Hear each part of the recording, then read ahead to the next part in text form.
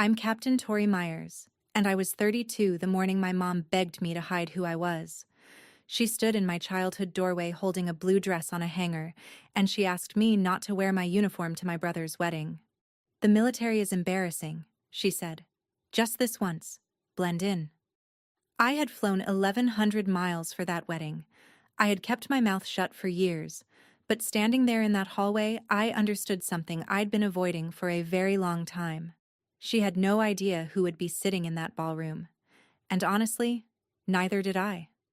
What happened when I finally walked through those doors is something I will carry for the rest of my life. Welcome back to Hidden Family Revenge, where families learn that the people they overlooked were the strongest ones in the room. If quiet dignity is your kind of justice, you're home. Drop a comment and be sure to subscribe because this one is going to stay with you. Let me back up because you need to know who I was before that doorway. My apartment near base fits in a duffel bag. I like it that way. I keep my boots by the door and my coffee strong, and most nights I'm asleep by 9. The Marines I serve with know me better than my own family ever tried to. We've eaten out of the same cans. We've stood the same watches. When one of us has a bad night, the others stay up. That's the closest thing to a family I've ever fully trusted. My blood family is a different country, with a language I never quite learned. I'm the older sibling, the one who left at 18 and didn't come back the way they wanted. I send birthday cards. I show up for funerals. I carry the heavy bags so nobody has to ask. That's been my whole role in the Myers family for as long as I can remember. Keep the peace. Take the weight. Don't make it weird. So when my mother called and asked me to fly home for Wes's wedding, I said yes before she finished the sentence. I always say yes. I booked the flight. I pressed my uniform out of habit. And I told myself this trip would be simple. A toast. A dance. A flight home. I am very good at planning operations. I am terrible at predicting my own family. Here's the part I still don't understand about myself even now. I can stand calm under fire. I can give an order with people's lives in my hands. But put my mother in front of me with a disappointed face, and I shrink to half my size. That weekend, I found out exactly how much that habit had cost me. The thing about being overlooked is that it happens slowly. There's no single moment. There are 1,000 small ones. When I enlisted, my mother told the neighbors I was taking some time to figure things out. When I was commissioned, she didn't come to the ceremony. She had a charity luncheon she couldn't move. When I got promoted, she changed the subject to my cousin's new kitchen. Over the years, I learned to stop bringing it up. I'd mention a deployment and watch her smile go tight and polite. I'd start to say something about my work, and she'd find a reason to refill the iced tea. Once, at a backyard party, a neighbor asked what I did, and before I could answer, my mother said it for me. "Oh, Tori's in the service. It's a phase. She'll land somewhere sensible." "The military is embarrassing," she'd say to my father in the kitchen, not knowing the vents carried sound straight up to my old room. I heard that line through the floor when I was 24. I heard it again at 28. By 30, I'd stopped flinching. I just got quieter. I stopped explaining a long time ago. You can't argue someone into respecting you. I'd figured that out the hard way. So I became the daughter who sent money on Mother's Day and never talked about her job, and everyone in that family seemed perfectly comfortable with the arrangement. Nobody ever asked what I actually did out there. Not once. Not my mother, not my father, not my brother. They had a version of me in their heads, and it was easier for everyone if I matched it. The strange thing is, I almost did. Right up until I couldn't anymore. My brother Wes was always the bright one. Not smarter, just easier to be proud of. He went to a good school, got a finance job downtown, and wore the kind of watch that says something about your future. My mother lit up around him the way she never did around me. When he called to say he was engaged, she cried for an hour. The good kind of crying. The girl's name was Sloane Whitfield, and the way my mother said the name, you'd think it was a title. The Whitfields were old money. Real old money. The quiet kind, with a family name on a building somewhere, and a house that had been in the family for 3 generations. To my mother, this engagement wasn't just Wes getting married. It was the family arriving somewhere it had been climbing toward her whole life. "We're finally going to be the kind of family people respect," she told me on the phone, and I noticed she said, "finally," like the rest of us had been holding her back. So the wedding became a campaign. The right caterer, the right flowers, the right everyone. I got assigned a small supporting role. Show up. Smile. Don't draw attention. I was used to that. What I wasn't used to was Sloane herself. The first time we spoke on the phone, she asked me about my actual life. Not the polite version. The real one. She asked good questions and listened to the answers, and at the end, she said something that surprised me. "I'm so glad Wes has a sister like you," she said. I didn't know what to do with that.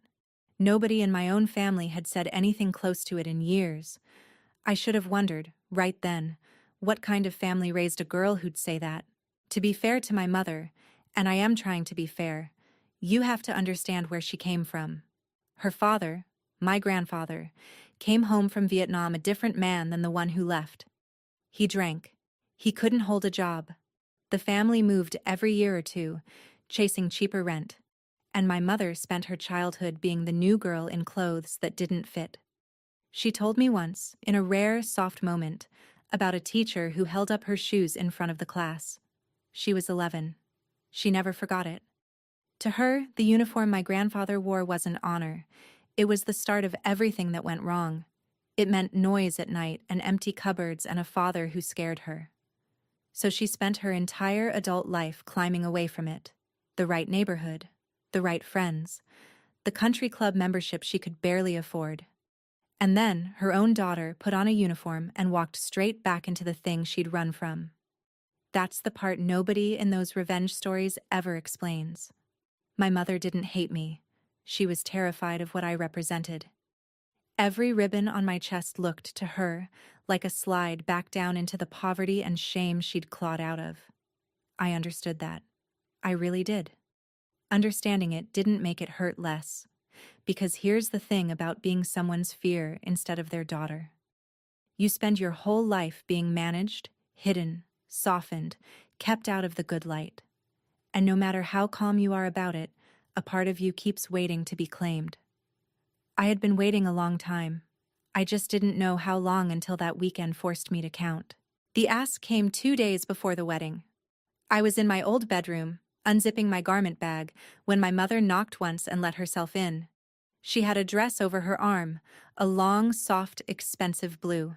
She laid it on the bed like an offering. "I thought you could wear this," she said. "It's your size." I looked at it and then at her. She wouldn't quite meet my eyes. "The Whitfields are very refined," she went on, talking faster now. "The whole evening is black tie. A uniform would be, well, a lot. People will stare. It's not that kind of crowd." I told her I'd planned to wear my dress blues, that it's perfectly appropriate, that officers wear them to weddings all the time. She shook her head before I finished. "Just wear the blue dress," she said. "For once, blend in." There it was. The line landed soft, almost kind, and that's what made it cut. She wasn't yelling. She was asking me, gently, to disappear. I stood there holding the hanger of my uniform in one hand and the hanger of her dress in the other, like a scale. And I felt the old reflex kick in, the one that says, "Keep the peace, take the weight, don't make it weird." I almost said yes. God help me, I almost said it. I told her I'd think about it. She smiled, relieved, and squeezed my arm, and said she knew I'd understand. Then she left the dress on my bed and went downstairs to call the florist. I sat down next to that blue dress for a long time. I'd carried heavier things than a dress, but somehow that one felt like it might break me. Here's a confession. I'm not the kind of person who fights back loudly. That's not modesty. It's a real flaw, and it's cost me. The skill that keeps people alive in a firefight is the same one that lets you stand still while your own family erases you. You learn to absorb. You learn to wait. You learn that your discomfort is cheaper than everyone else's. So you eat it. My counselor on base once called it over-responsibility, like it was a thing you could put down. I never could. That night, I sat on the floor of my old room and reached into the inside pocket of my uniform jacket, where I keep one thing always: a challenge coin. Plain, heavy, the edges worn smooth from my thumb.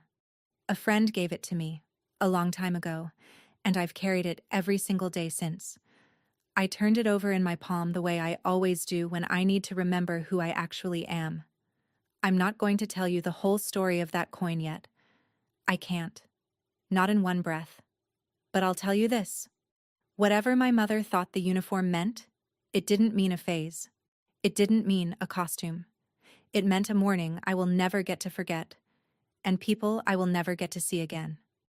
I sat there with the coin in one hand and the blue dress beside me, and I thought, you have stood in worse rooms than a ballroom.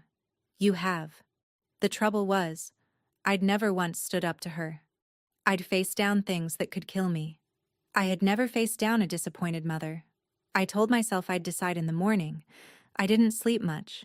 The rehearsal gathering was at the Whitfield house, and the Whitfield house was something. Not flashy.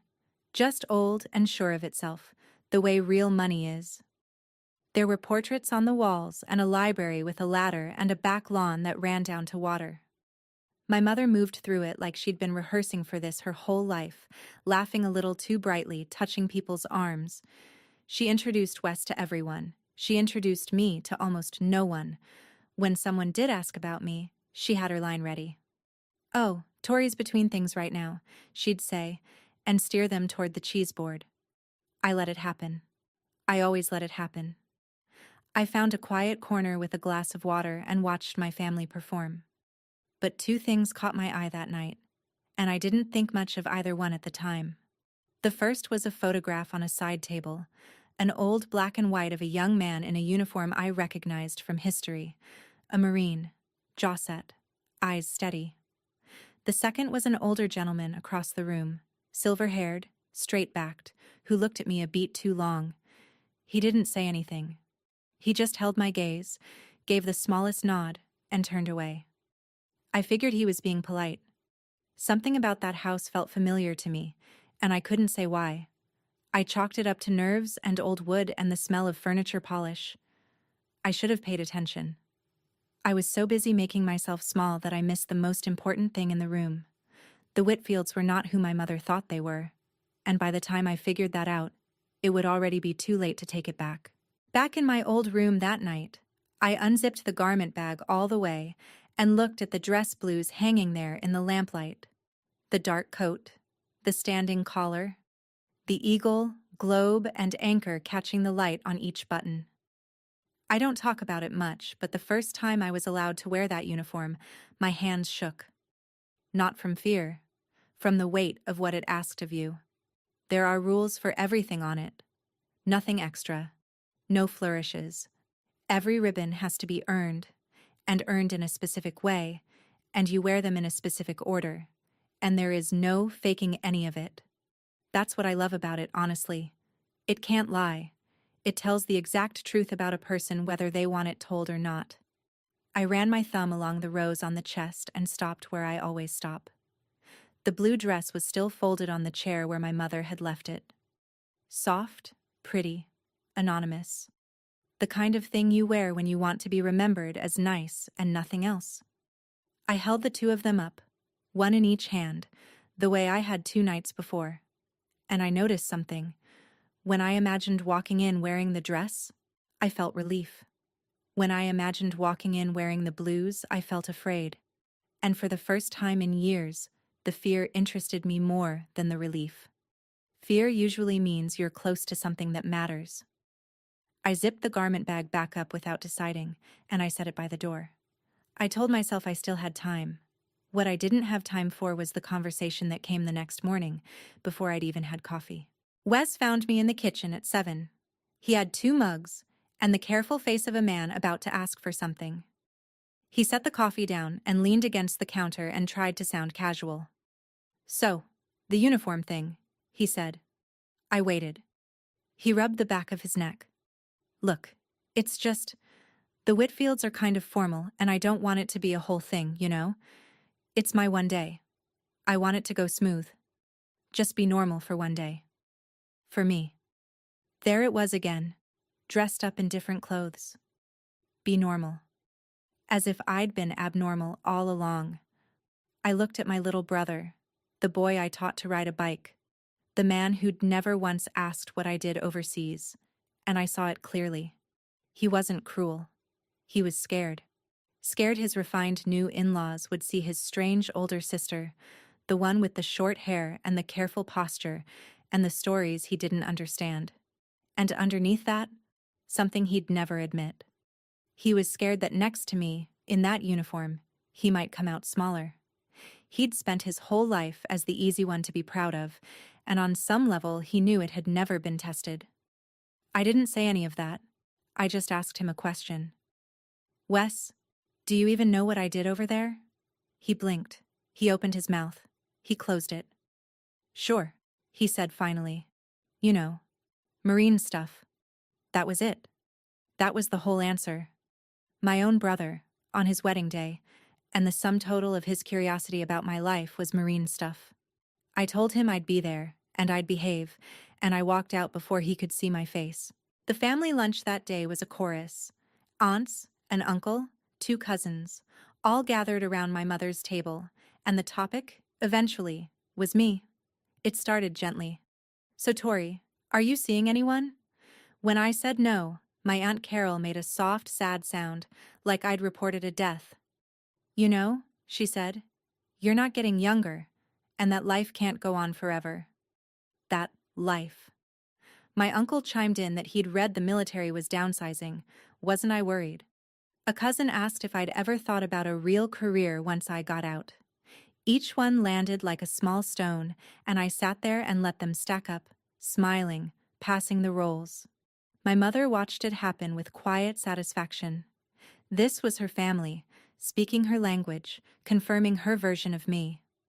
I had spent so many years being the one who absorbs that I didn't even notice I'd gone silent. I just got smaller and smaller at that table until I was barely there. But there was one person who didn't join in. My Aunt Diane, my mother's younger sister, sat at the far end and didn't say a word. She kept looking at me, then down at her plate, then at my mother, and her mouth went thin and unhappy. At one point she started to say something, then stopped herself and reached for her water instead.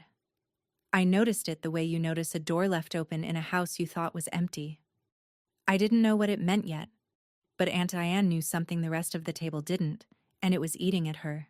2 hours later, she would do the thing that changed the whole weekend, and she would do it almost by accident. After lunch, I went upstairs and did something I'm not proud of. I tried on the blue dress. I told myself I was just checking the fit. That's a lie. I was trying to see if I could disappear, and whether disappearing might be easier than the alternative. The dress fit perfectly, of course. My mother had a good eye. I stood in front of the old mirror in my childhood room and looked at the woman in the soft blue fabric, and she was lovely, and she was a stranger. She had no edges. She had no story. She was exactly what everyone downstairs wanted me to be, which is to say, she was nobody in particular. The woman in the mirror was someone I'd been pretending to be for years, and seeing her so clearly made my chest ache. I thought, I could do this. I could wear this dress, get through the toast, get on the plane, and keep the peace the way I always have. Nobody would be hurt. Everyone would be comfortable. And I would go home and put the coin back in the uniform jacket and tell myself it didn't matter what they saw, because I knew the truth. Except I'd been telling myself that for 10 years, and it had quietly become a way to never have to be brave in front of the only people who could actually wound me. I stood there in that beautiful, empty dress, and I felt the decision sitting somewhere just out of reach, like a word on the tip of your tongue. Dress or blues? Disappear or be seen? I still hadn't decided when my phone buzzed on the dresser. It was a text from Aunt Diane. No words. Just a screenshot. I picked it up, and the whole floor tilted. Before I tell you what was in that screenshot, I have to tell you about the coin, because the two things hit me in the same hour and I can't separate them anymore. The coin was Danny's.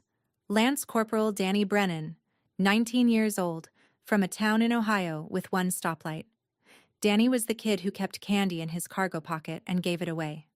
He used to call me ma'am in this exaggerated, grinning way that should have been annoying, and somehow wasn't. The week before everything went wrong, he pressed this coin into my hand after a long day and said, "For luck, ma'am, you carry it." I laughed and tried to give it back. He wouldn't take it. So I kept it. I still have it. He doesn't.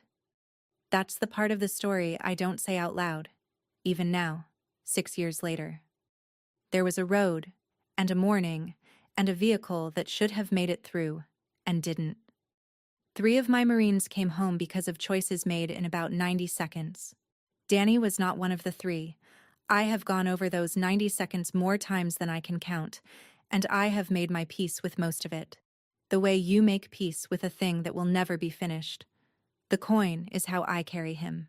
Every day in my pocket, against my heart, where the metal would later sit. So when my mother said the military was embarrassing, she wasn't talking about a job. She was, without knowing it, talking about Danny. About the morning. About the worst and most important day of my life. I held the coin tight in my fist. Then I looked back down at my phone, and I read the screenshot, and everything changed. The screenshot was from a group text. It was titled Wedding Logistics, and it had everyone in it. My mother, my father, Wes, the aunts, the cousins, everyone except me. Aunt Diane had sent it to me alone, with no message, the way you hand someone the truth and step back. I read it once and didn't believe it. Then I read it again. My mother had written, that morning, a series of messages I can still recite from memory. Please make sure no one encourages Tori to wear the uniform. The Whitfields are extremely refined and it would be humiliating. Seat her at table 9, near the back, away from the head table. And then the line, typed out, in a family group chat, for everyone but me to see. The military is embarrassing, and I won't have her turning Wes's wedding into a parade.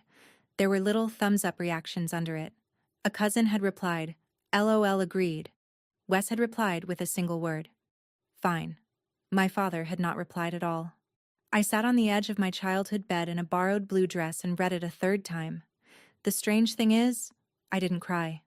I didn't shake. I went very, very still, the way I get when something serious is happening and panic would only cost lives. There's a kind of calm that isn't peace. It's the calm right before a decision.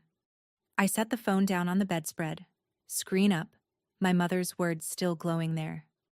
Table 9, near the back, a parade. I read it 3 times.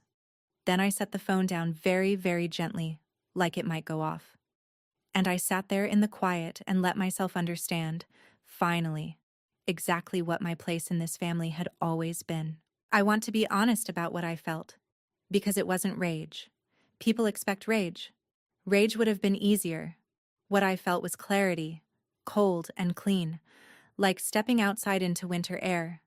For 10 years, I'd told myself a story. The story was that my family didn't understand me, but that underneath it all, they loved me. And the hiding was just my mother's way, and someday they'd come around. That story died on that bedspread. They understood me fine. They'd decided. I picked the phone back up and read the chat one more time, slower, and that's when I saw it. The timestamps. My mother sent the message at 11:40. My father's phone, the chat showed, had read it at 11:42. He saw it. He read the words, "The military is embarrassing," 2 minutes after she typed them, on the morning of his son's wedding, about his daughter. And he said nothing. Not a single word. The silence was its own message, and I'd been receiving it my whole life without ever reading it correctly. My father wasn't the quiet, good man caught in the middle that I'd cast him as. He was a man who watched me get erased, year after year, and chose comfort over me every single time. That hurt worse than my mother's line somehow. Her cruelty at least cost her something, a fear she was running from. His cost him nothing. He just had to stay quiet, and he was so good at that. I stood up. I took off the blue dress. I hung it back on the chair, smoothed it flat, almost tenderly, like saying goodbye to a version of myself. I wasn't angry. I was done disappearing. The only question left was how. That afternoon, I went over to the venue early because I needed air and a task. The reception was being held in the ballroom of a historic club the Whitfields had used for generations. I walked the room while the staff set tables, just to ground myself, the way I'd walk a position before anything happened. And I started noticing things. There was a small brass plaque by the entrance I'd missed before, dedicating a scholarship fund in someone's memory. There was a display case in the hall with old photographs, and more than one of them showed men in uniform. Then Sloane found me, lovely and a little frazzled in her rehearsal clothes, and we walked a slow lap together. She pointed at one of the photographs without slowing down. "That's my grandfather," she said, warm and easy. "He served. He's the reason this whole family is the way it is." She said it like it was the most natural thing in the world, like everyone knew. And then she got pulled away by a question about chairs. I stood in front of that photograph for a second. An old man, young in the picture, a uniform I knew in my bones. The reason this whole family is the way it is. Something turned over in the back of my mind, quiet and slow, but I was too full of my own decision to chase it. I filed it away. I keep doing that, in this story, don't I? Noticing the most important thing and walking right past it. In my defense, I had a lot on my mind. I had spent the afternoon deciding to stop hiding from my family. I had no idea that the family I was marrying my brother into had spent generations learning to honor exactly what mine was ashamed of. The night before the wedding, I made my choice. I laid the dress blues out on the bed, flat and square, and I went over every inch. I want you to understand this wasn't about revenge. I wasn't planning to ruin anyone's day. I wasn't going to give a speech or cause a scene or say a single word about that group chat. I was simply going to stop helping them hide me. There's a difference, and it matters. My mother had asked me to disappear for everyone's comfort. I'd done that for a decade. I was just, finally, going to show up as myself. I pinned the medals carefully, in their order, each one a date and a name. And when I came to one of them, my fingers slowed and then stopped, and I had to set it down and pick it back up twice before I got it pinned straight. My hands were not steady. They are steady under almost anything. They were not steady then. I sat with the uniform a long time. Now, let me say something to you directly, because I think some of you know exactly where I was sitting. I almost wore that blue dress. I almost made myself smaller again, because it was the path that hurt the fewest people, and I'm the kind of person who counts that. If you have ever been asked to hide the best part of yourself just to keep the peace at a family table, then you know precisely how heavy that hanger felt in my hand. Stay with me, because what happened when I finally stopped shrinking is the reason I'm telling this at all. Comment the word "seen" if you've been there too, and subscribe, because the rest of this you'll want to watch all the way through. The day of the wedding, I arrived at the venue before most of the guests, with my garment bag over my shoulder, and I made one decision that I think tells you everything about how I wanted to handle this. I didn't wear the uniform to the ceremony. I changed into simple clothes and I slipped into a back pew, because the ceremony was Wes and Sloane's, not mine, and I would not pull a single eye away from them on their day. That was my line. Whatever I felt about my family, my brother deserved his vows in peace. So I sat in the back and watched my baby brother get married. And here's the part that surprised me. I cried. Real tears. The good kind. He looked terrified and happy, and Sloane looked at him like he was the answer to a question, and for a few minutes none of the other stuff mattered. I'm not made of stone. I love him. Even now. Even after the group chat. That's the cruel arithmetic of family. You can know exactly how little someone has fought for you and still love them with your whole chest. I let myself have that. The ceremony ended. The guests drifted toward the ballroom for the reception, 200 yards across a manicured lawn, and the staff opened the great doors, and the string quartet started up, and the room filled with the soft clink of glasses. 150 people. The Whitfields' whole world, and my family scattered among them, my mother already working the room. I waited until the room was full and warm and loud. Then I walked to the side room where my garment bag was hanging, and I closed the door, and I took out my dress blues. I almost made it. I had the coat on and the medals straight, and I was reaching for the door when it opened and my mother stepped in. She saw the uniform and her whole face changed. It went white, then pink, then something close to panic. "What are you doing?" she said, low and fast, pulling the door shut behind her so no one would hear. "Tori, we talked about this." I told her quietly that I'd thought about it, and that I was going to wear my uniform to my brother's wedding, and that I wasn't going to make a scene, and that she could trust me on that. She didn't hear a word of it. She stepped close, and her voice dropped to that hiss I knew from childhood, the one that came through the kitchen vents. "The military is embarrassing," she said, and there it was again, the line, naked this time, no softening. "Just wear the blue dress. For once in your life, blend in. These are not our kind of people," she said, "and you do not get to turn Wes's wedding into a parade." Her hands were actually trembling, and I saw, under the cruelty, the scared 11-year-old in the shoes the teacher held up. I did. I felt for her. And I still said no.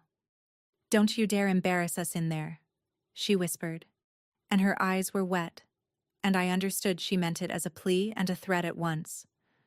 I looked at my mother, and I said the only thing I had left. "Mom," I said, "I'm not the embarrassing one."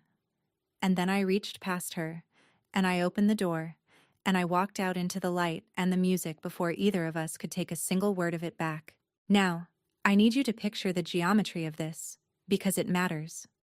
The ballroom was enormous, with a high ceiling and tall windows and that golden late afternoon light. The head table was at the far end. The dance floor sat in the middle, and the guests were standing in clusters with their drinks, the way people do before they're called to sit. I came in from a side door near the back, which meant that to reach my assigned seat, table 9, near the back, exactly where my mother had ordered, I only had to slip along the wall. I didn't have to cross the room. I didn't have to be seen. I could have made myself small even now, in the uniform, just by hugging the edge. And for a second, I did. Old habits. I started along the wall toward the back, toward my place, the place chosen for me. I want to be clear that I wasn't trying to be noticed. I'd promised myself and my brother that I wouldn't make a scene, and I meant it. I was just going to take my seat at table 9 and be quietly, completely myself, and let that be enough. I had no plan beyond that. No speech, no moment. Just a uniform and a seat near the back, and a coin in my pocket. I had taken maybe 10 steps along that wall when I felt the air in the room change. You learn to feel that. A shift in attention, the way a crowd's noise drops a half step when something is happening. I didn't know what it was yet.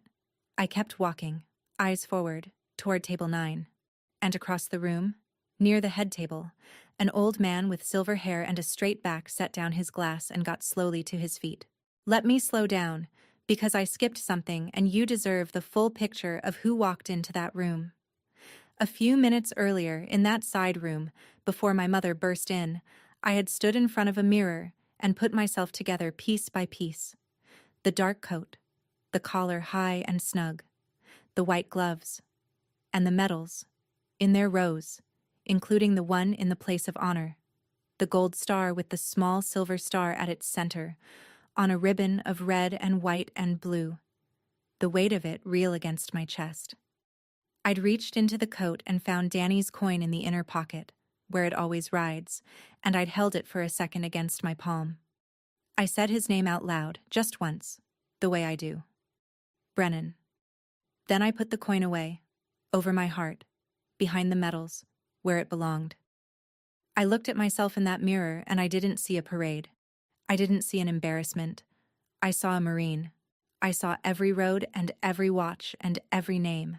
I saw the truth that uniform can't help but tell, and I thought, quietly, this is what I look like. Not the daughter at table 9, not the phase. This. So when I walked out into that ballroom, I wasn't walking in to win anything. I was walking in to stop lying.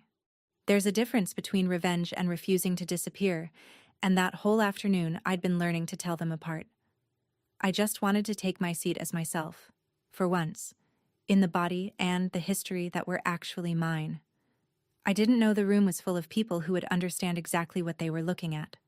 I was about to find out. Heads turn slowly at first, when something is off pattern. One person glances over, then their neighbor follows the glance, and it spreads outward like a ring on water. That's what happened as I crossed the back of that ballroom in dress blues. A woman near me stopped mid-sentence. A man touched his wife's elbow and nodded toward me. The string quartet kept playing, but the talking dimmed, just slightly, the way a room quiets when it isn't sure yet what it's seeing. I kept my eyes forward and my pace even, the way you learn to move when you don't want to startle anyone. I found my mother in the crowd without meaning to. She was near the center of the room, mid-laugh with a circle of Whitfield guests, and I watched the laugh fall off her face as she saw me. She went rigid. Her hand found her own throat. Across from her, my father turned to see what she was staring at, and his expression did something complicated I couldn't read from that distance. Wes, at the head table, half rose out of his chair. For a second nobody moved. Not toward me, not away. The whole room hung on that hinge where it could still tip either way, toward awkwardness, toward whispers, toward my mother's worst nightmare of a parade, and I felt the old fear rise one last time, the voice that said, "Sit down, hug the wall, take your seat at the back, don't make it weird." I almost listened. I really almost did. But before that voice could win, before my mother could compose her face into something polite, the old man with the silver hair finished getting to his feet near the head table. And in a voice that filled the entire ballroom, calm and certain and trained, he said 5 words. I didn't know his name yet. I'd learn it later.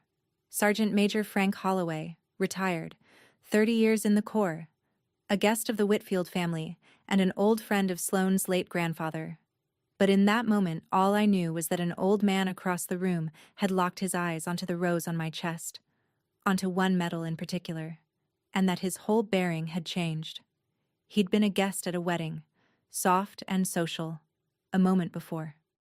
Now he stood like a man at attention, shoulders squared, chin level, and his eyes had gone bright and hard with something I recognized because I've felt it myself.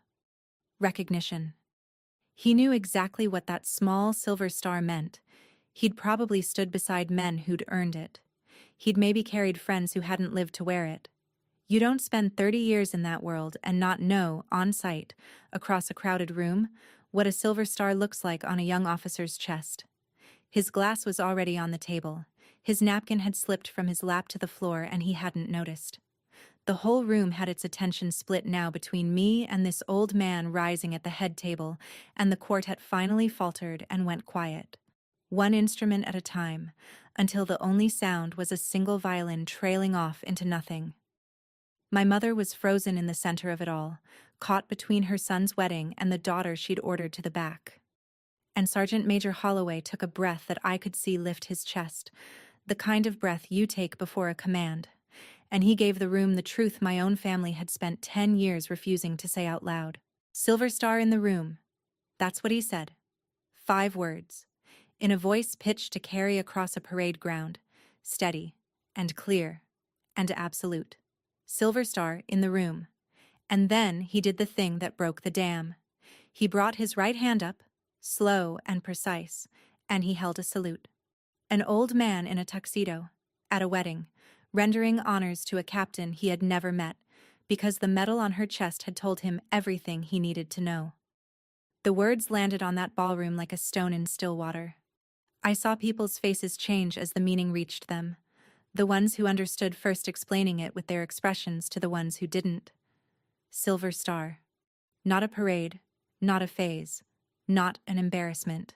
The 3rd highest award this country gives for valor in combat, and it was standing 10 feet inside the back door, where my mother had tried to seat it out of sight. I stood very still. I'm trained for incoming, not for this. A salute from a stranger across a wedding floor undid something in me that years of being ignored had welded shut. My eyes stung. I did not let them fall. I came to attention, the way you do, and I returned his salute, crisp and clean, the way Danny would have wanted me to. And in the silence after that, in the held breath of 150 people, I heard a chair scrape against the floor somewhere to my right, then another, to my left, then a third, near the windows. People were standing up, not the whole room, specific people. And I realized, as I looked around, that I was not the only one in that ballroom who knew what that ribbon cost. They stood one at a time, and I will see it every day for the rest of my life. A man at table 4, maybe 60, in a dark suit, pushed back his chair and rose and squared his shoulders. A woman near the dance floor in an evening gown stood and lifted her chin, and I saw it in her stance, in the way she held herself, before I saw anything else.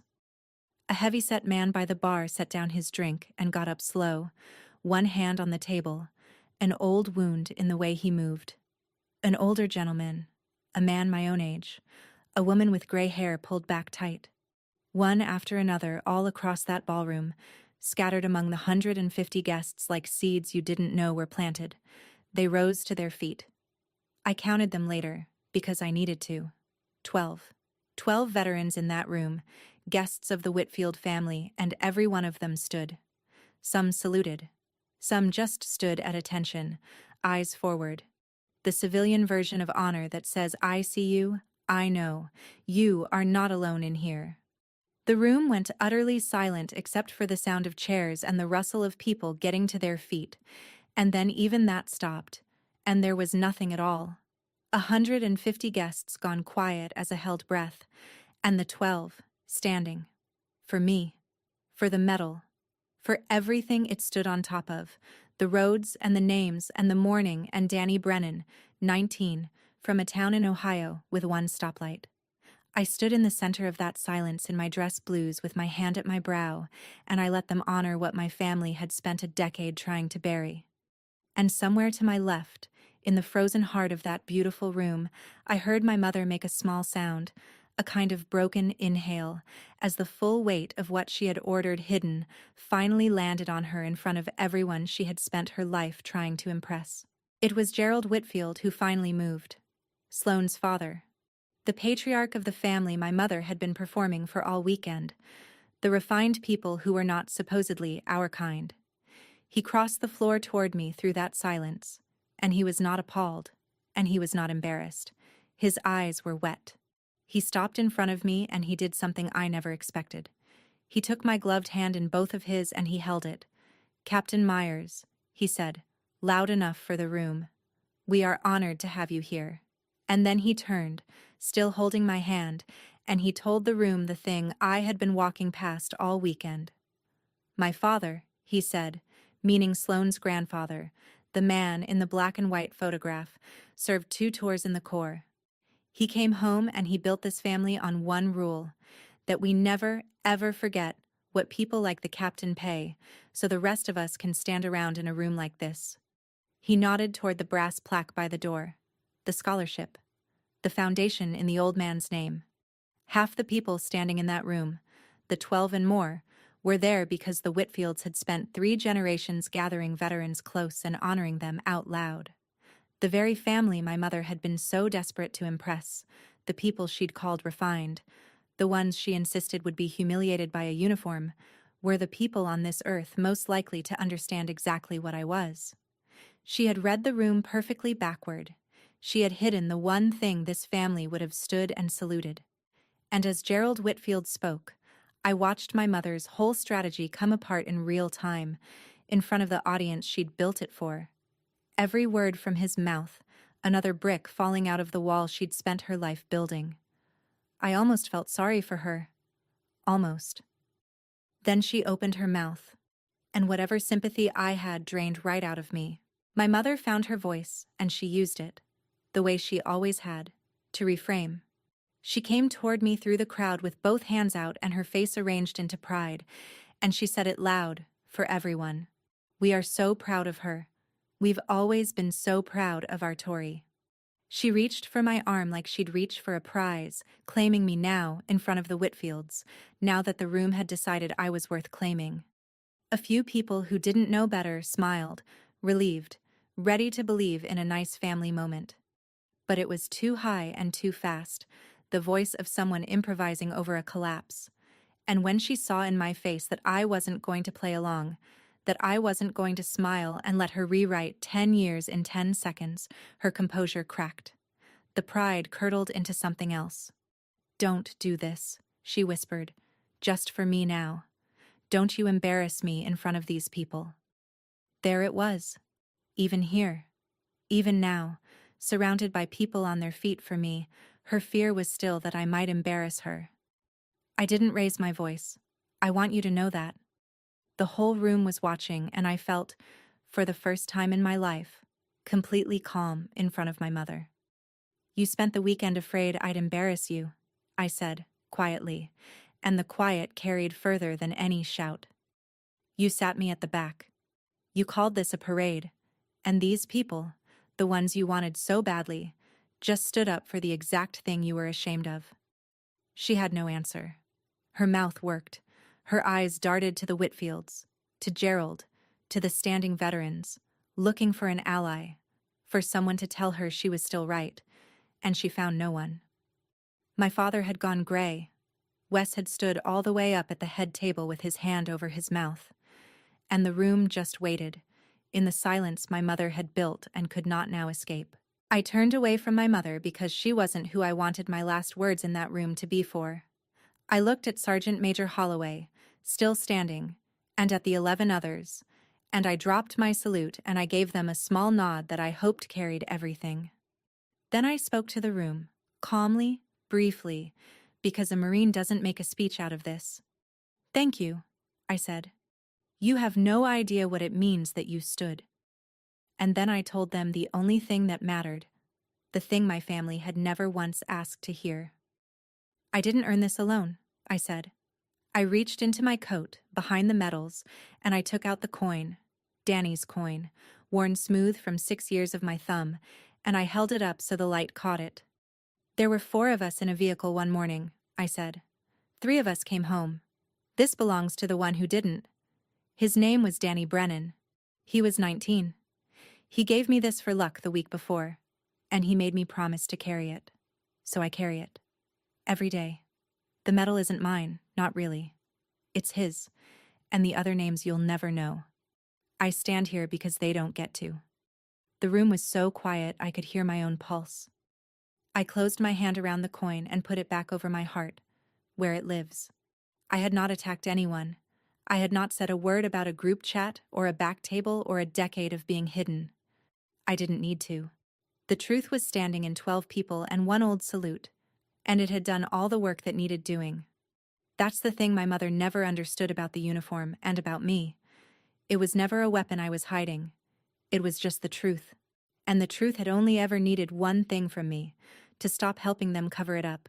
People sat back down slowly, the way a tide goes out, and the music started again, soft, and the wedding remembered it was a wedding. But before the room could fully fold back into itself, Wes came down off the dais. My little brother crossed that whole ballroom in front of his new wife and her whole family, and he stopped in front of me, and for a second, he just looked at me. Really looked. The way you look at someone you're seeing for the first time, even though you've known them your whole life. "I didn't know," he said, and his voice broke on it. "I never asked. Tori, I never even asked. He wasn't performing. There was nothing in it for him to perform. The Whitfields already loved him. He'd already won the day. This was just my brother, standing in the wreckage of a story he'd believed his whole life, realizing he'd believed it because not believing it would have cost him something. "I'm sorry," he said. He didn't dress it up. He didn't explain. He just said it. And on his wedding day, that took more than I expected from him. I put my hand on his shoulder, the way I used to when he was small, and the world was too big for him. "It's your day," I told him. "Go dance with your wife. Ask me about it tomorrow." And I meant the second part. Ask me tomorrow. Because there was a difference, finally, between us, between all of them and me. They had spent 10 years not asking. And one of them, at least, had just learned how. He nodded. wiped his face with the back of his hand, laughed at himself a little, and went back to Sloane, who was watching us with her hand pressed flat against her chest. The hard part was over. The reckoning was just beginning. My father found me near the windows a little later, away from the music.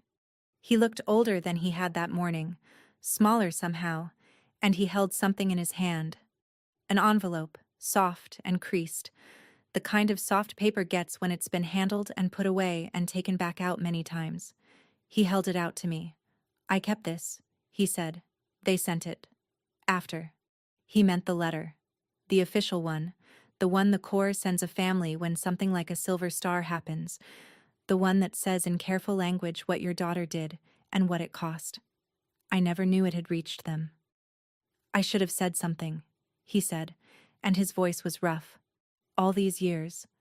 I read this and I put it in a drawer, and I let your mother decide who you were. I'm ashamed of that. I want you to know I'm ashamed."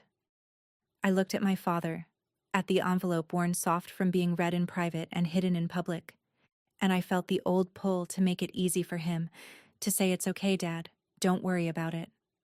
I didn't. "It's not okay," I said, gently, because gentle and honest can live in the same sentence. "But I'm glad you finally said it." He nodded. He didn't argue. And for the first time in my life, my father and I stood in a true thing together, even though the true thing was that he had failed me. It wasn't forgiveness.